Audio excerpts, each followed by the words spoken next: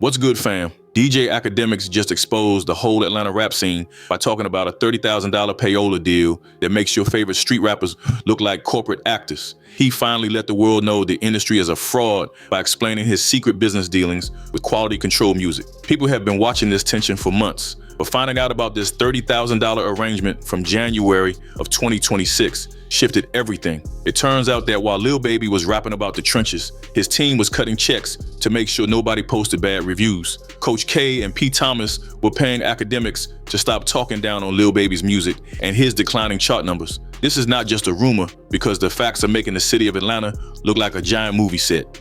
Things reached a breaking point on June 8, 2026, when Lil Baby posted a music video snippet from France.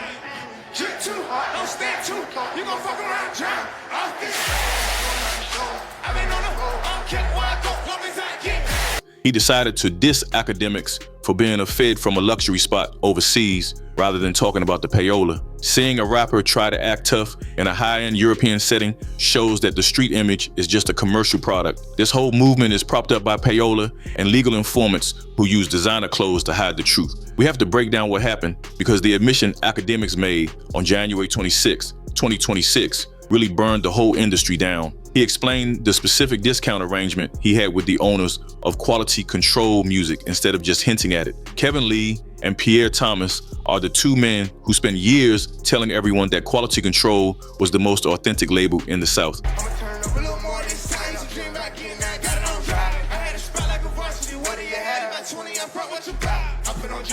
Akademiks says these executives were the ones who sent the hush money to control what people said about their biggest star. They had to protect their investment since the Lil Baby brand is worth millions of dollars, and they needed to silence critics. Akademiks calls this transparent promotion, but everyone knows what it means when a commentator gets paid to change his opinion. If the music was actually good, they would not have needed $30,000 to keep one man quiet on a live stream. This pay-for-play culture is the real reason the rap game works, and it shows these labels care more about looks than art. The reason Lil Baby's team felt so desperate to pay for silence during his recent rollouts is that the cracks in the armor became impossible to hide. They realized the music was not hitting the same way it did during his prime, and instead of fixing the bars, they went to the bank.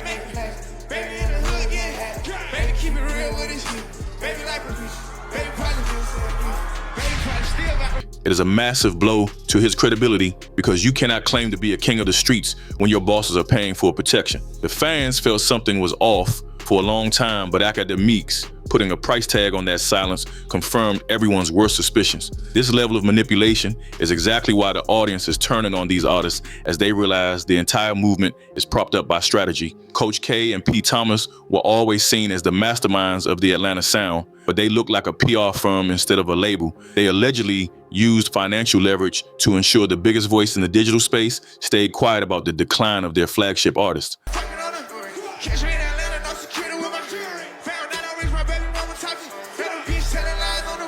A nasty look like this proves that the authenticity we see on social media is just a line item on a marketing budget. When $30,000 is all it takes to flip a reputation, you have to start questioning everything you see on the charts. Industry reality in 2026 means the truth is simply something that has not been bought and paid for yet. Lil Baby can film all the videos he wants in France while talking about the feds, but he cannot escape his team supposedly buying his relevance. The facade is crumbling, and the people who were once considered untouchable are now looking like they are in a state of total panic. The physical tension reached a boiling point in January of 2026 during the Brand Risk event in Miami, where things took a turn. I wanted to slap you in your face, honestly. And I'm just seeing you here, so I'm like, this is a tame environment, so I would keep it to my... One of his closest associates, a man known as K. Rich, or Ty Lil James, decided to take matters into his own hands by confronting Akademiks. We all saw the footage of the failed slap, which was an embarrassing attempt at a hit that missed despite how close they were. That single moment of failed aggression sparked the crash out phase, because it proved the street muscle behind Quality Control was not very effective. Instead of being intimidated by the gesture, Akademiks leaned into the conflict and started treating it like a legal battle instead of a street war. He issued a $300,000 settlement demand shortly after the confrontation, telling them they had to pay for playing tough in a court of law. This moved the goalposts in a way the rappers were not prepared for, because they are used to solving problems with threats rather than lawsuits. Self-defense and play home games. I'm a law-abiding citizen. I know every law, especially in the state I live at and where I frequent.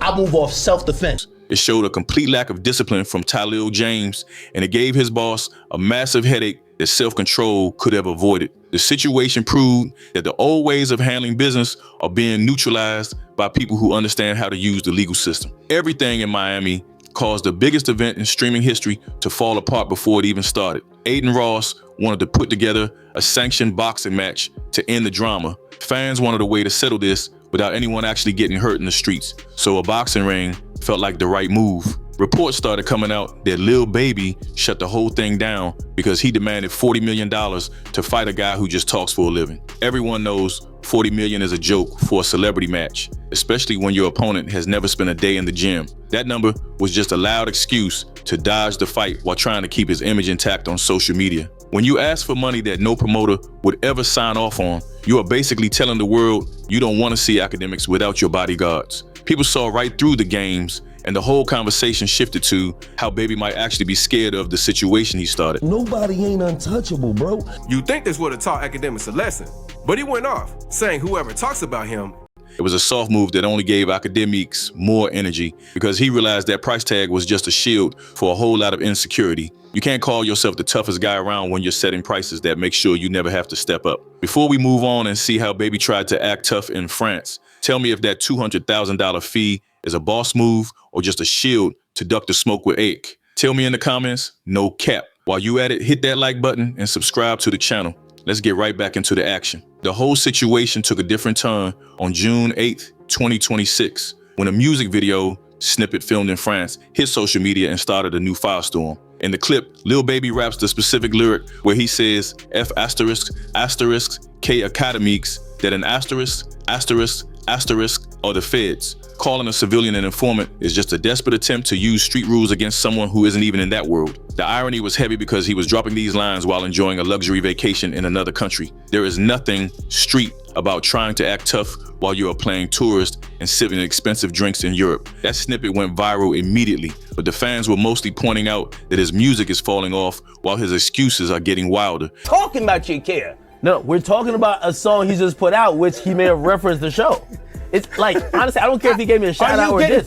This gave Akademiks the green light to go completely nuclear on the whole Atlanta scene because it showed these guys have run out of real points. When you can't defend your music or your lifestyle anymore, the only thing left is to point a finger and call somebody a snitch. It was the clearest sign yet that Lil Baby has lost his way and is just reacting to a situation he can't control anymore. That footage from France made a huge impact because it showed how much the fans have changed their minds in 2026. A few loyal supporters tried to hype the diss, but most people are just tired of the same old story. Fans are finally realizing that rappers use the Fed label as a way to ignore facts they don't like. Akademiks made a great point that if he actually worked for the government, he wouldn't be spending every night on a live stream for hours. He would be in some quiet office filing reports instead of exposing the entire industry for everyone to see. This snippet didn't make Lil Baby look like a legend. It made him look frustrated that he can't pay people to stay quiet anymore. It also showed the gap between his lyrics and his life because rapping about the struggle while living it up in France just doesn't feel real. Listeners are getting smarter and they can tell when an artist is using drama to cover up for a lack of good music. That moment in France was supposed to be a win, but it just gave the big homie a reason to tear down the whole city of Atlanta. I feel like there's like a running joke with you being left off Bad and Bougie. I ain't left off Bad and Bougie. You think I'm left off Bad and Bougie? Say again? You say I'm left off Bad and Bougie?